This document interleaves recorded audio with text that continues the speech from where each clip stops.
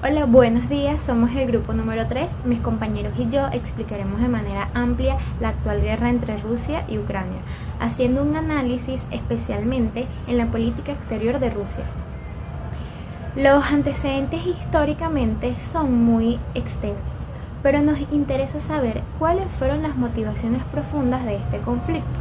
En primer lugar, en el apogeo de la Unión Soviética, esta logró tener bajo su mandato a 14 estados europeos y asiáticos, y entre ellos a la actual Ucrania.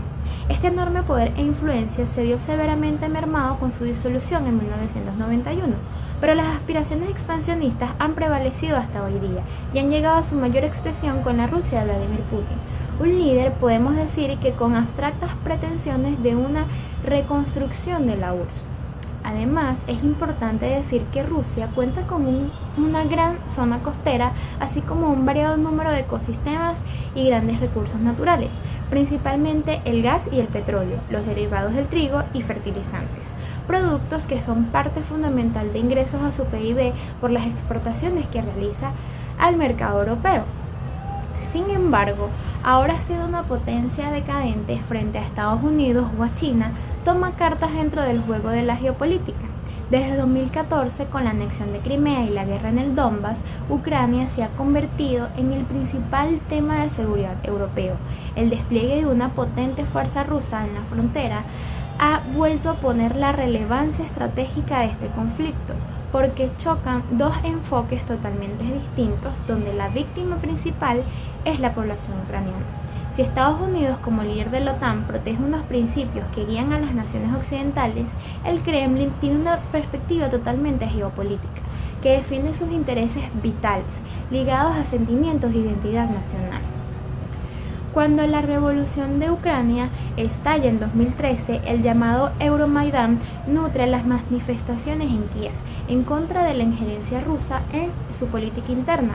Esto prepara el escenario a los eventos de la anexión de Crimea en 2014, pues esta invasión militar terminó en el anexo de las regiones de Ucrania, pero que lejos de quebrantarla, terminó en aumentar su integridad como nación. Toda esta escalada de tensiones estalló finalmente el pasado 24 de febrero de 2022, cuando las negociaciones fueron imposibles de mantener y efectivamente lo que nadie se imaginaba se cumplió. Putin da la orden de invadir y atacar Ucrania en busca de recuperar ese espacio vital ruso y establecer fronteras con Occidente. La política de guerra rusa tenía la intención de hacer una guerra rápida. Sin embargo, la llamada Operación Militar Especial aún continúa, pues no se esperaba la intensidad de las tropas ucranianas y las pérdidas importantes que ha tenido el aparato militar ruso. Mientras tanto, ninguna de las partes cede ante la otra y no están dispuestas a negociar hasta que se cumplan sus condiciones respectivas. Para poder comprender mejor lo que vamos a explicar a continuación, es importante entender primero de qué se trata la política exterior. Según Galduch, es aquella parte de la política general formada por el conjunto de decisiones y actuaciones mediante las cuales se definen los objetivos y se utilizan los medios del Estado para generar, modificar o suspender una relación o las relaciones con los otros actores de la sociedad internacional. Acá podemos hacer ciertas precisiones, como primero comprende la política gubernamental entre las relaciones con los otros países. La segunda es que contempla un conjunto de acciones previas, acciones futuras y análisis de resultados. Es decir, no solo depende de las decisiones. Y la tercera es que es un análisis complementario, o debería hacerse un análisis complementario, relacionando la política externa con la política interna. Ahora, si bien hablamos de fines y objetivos, es importante precisar la diferencia entre ambos. La primera es que los fines son resultados generales que se desean lograr y mantener por largos periodos de tiempo. Esto suele ser la manifestación o la expresión política de la mayoría o de los grupos sociales dominantes dentro de una sociedad. Ahora, los objetivos son los resultados concretos y particulares que se desean alcanzar y mantener a corto y mediano plazo, mediante la ejecución de acciones exteriores. En este caso va a depender más de la ideología, los intereses y las perspectivas que tengan los dirigentes de un país. Por ejemplo, un fin puede ser mantener la integridad territorial dentro de una guerra. Los objetivos pueden variar. puede ser mantener al enemigo aislado o colocarlo o hacer alguna especie de negociación para mantenerlo de nuestro lado, entre otras. Ahora, para contrastar esta parte, vamos a hablar un poco sobre lo que es la ejecución de la política exterior. Las principales formas de actuación son las diplomáticas y las bélicas, que son complementarias entre sí. Por ejemplo, en tiempos de paz, una buena capacidad militar puede disuadir a un posible enemigo a que las negociaciones y la cooperación económica sean las principales vías de interacción entre ellos, y en épocas bélicas es posible que la negociación pueda fortalecer la capacidad militar propia o debilitar a la del enemigo. También existen las actividades económicas como la concesión o la supresión de ayuda financiera a países aliados o enemigos, la atribución de ventajas o adopción de prohibiciones comerciales. Pueden haber otras actuaciones informativas, propagandísticas, tecnológicas, humanitarias, como hemos visto a lo largo de la historia. A continuación vamos a ver un poco de todo lo explicado hasta ahorita en el contexto de la guerra de Ucrania en cuanto a Rusia, a Ucrania y a otros países y organizaciones intervensoras. Ok, ahora hablaremos de la política exterior rusa. Debemos ubicarnos en sus antecedentes. Los antecedentes de este escenario los podremos remontar en la época de los 90, en donde se comenzó a catalogar la política exterior de la Federación Rusa por su administración como un periodo de supeditación de Rusia a Occidente. Desde el interior de Rusia se tenía la sensación de que los intereses rusos no estaban siendo suficientemente considerados en cuenta. Es por ello que desde esta época de los 90 hasta ahora, las actuaciones rusas frente al sistema internacional han sido mucho más firmes y agresivas. Putin, por su parte, convirtió la reafirmación de la Federación Rusa como una gran potencia en el primer principio de su política exterior. El pragmatismo y el acatamiento de los intereses nacionales de la Federación Rusa pasan a convertirse en los parámetros claves de la política exterior rusa. Ahora, hablaremos de los posibles escenarios que podrían suceder en esta contienda que ocurre entre Rusia y Ucrania. Bajo el escenario en donde Occidente pueda persuadir a Putin para que éste retroceda, las potencias tendrían que pactar un acuerdo mutuo con el presidente ruso que garantice que cualquier tipo de avanzada por parte de las tropas rusas, considerando que esto va a ser más beneficioso para su país, va a evitar la cantidad de bajas humanas y además las distintas sanciones económicas y por consiguiente el retroceso que podría representar un escenario de avanzada por parte de Putin. Habría un retroceso diplomático. Por consiguiente, un segundo escenario donde la OTAN y Rusia podrían lograr un nuevo acuerdo de seguridad. Sin embargo, las potencias occidentales han dejado muy claro que no comprometer los principios fundamentales como lo son la seguridad y la integridad territorial. Este panorama puede ser más bien una reactivación de los acuerdos de control de armas vencidos para reducir la cantidad de misiles de ambos bandos. Por consiguiente, la reactivación de los acuerdos de Minsk, negociados en el año de 2014 a 2015, fue una serie de acuerdos que podrían funcionar para el cese al fuego en esta oportunidad.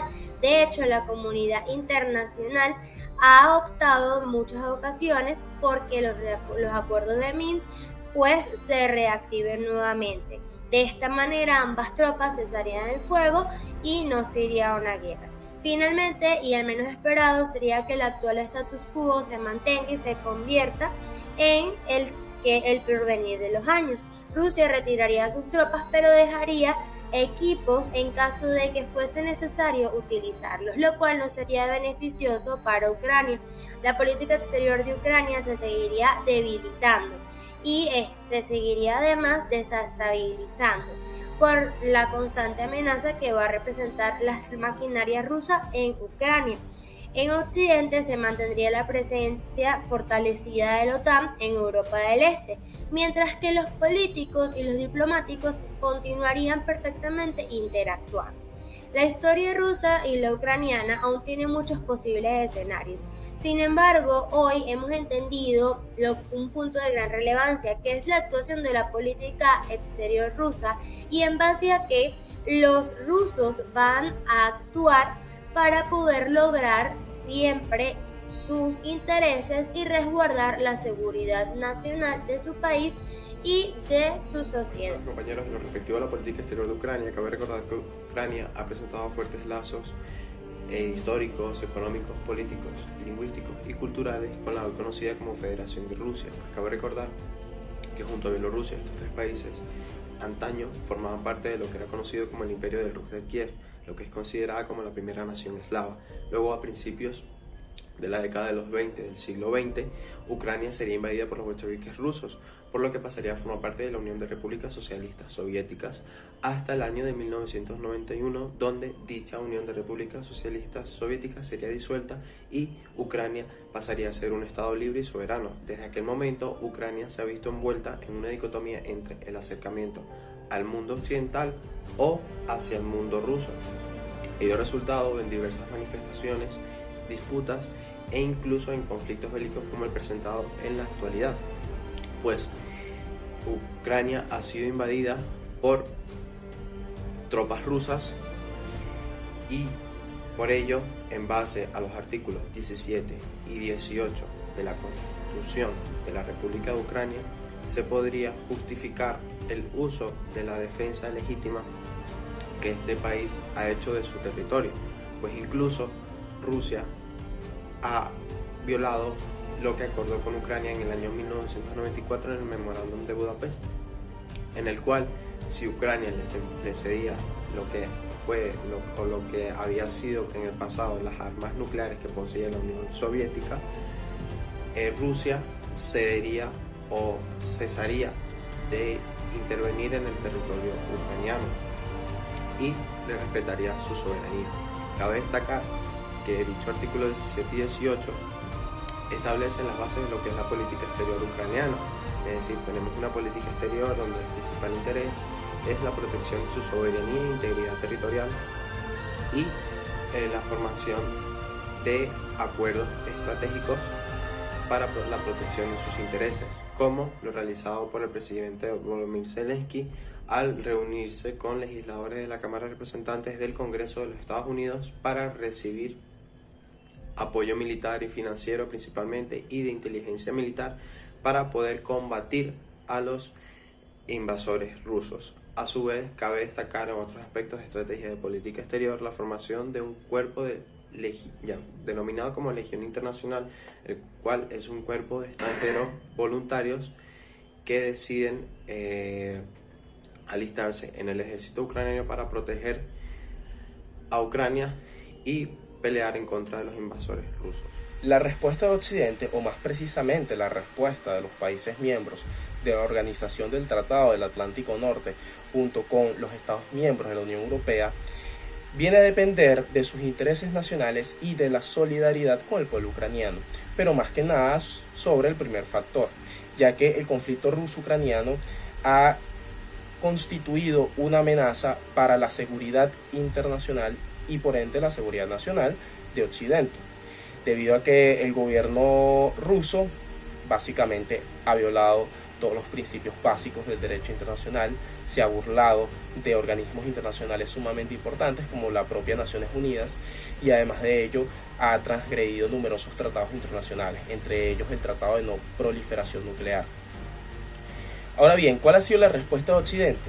Pues en primer lugar, Occidente estableció un paquete de 8 sanciones en el que en primer lugar congelan los bienes y activos de entidades y personalidades importantes vinculadas al gobierno ruso, entre ellos el propio presidente Vladimir Putin y su ministro de Relaciones Exteriores Sergei Lavrov. Tenemos también la prohibición de transacciones de activos y reservas del Banco Central de Rusia, un golpe bastante duro. Tenemos la restricción de movimientos financieros, la expulsión de Rusia del sistema interbancario más grande a nivel global, el SWIFT, y por supuesto la restricción de importar y exportar ciertos bienes como las armas ligeras. Ahora bien, además de las sanciones que se han establecido hacia el gobierno ruso, tenemos la ayuda militar que el Occidente ha proporcionado al ejército ucraniano. Esta ayuda ha marcado un antes y un después en la guerra, ya que han penetrado en el corazón de la estrategia rusa y han ocasionado numerosas bajas y retrocesos en su ejército. Vemos que durante los primeros meses de la guerra el ejército ucraniano sufrió bastantes estragos hasta que después de mayo, con la entrada de estos armamentos, logran recuperarse. Entre estas armas tenemos los antitanques Javelin y Stinger, que ocasionaron numerosas bajas a los tanques y a los blindados rusos. Y tenemos también los HIMARS estadounidenses, que son sistemas de artillería de alta movilidad que han generado numerosos problemas para la estrategia rusa, que consiste en la artillería pesada.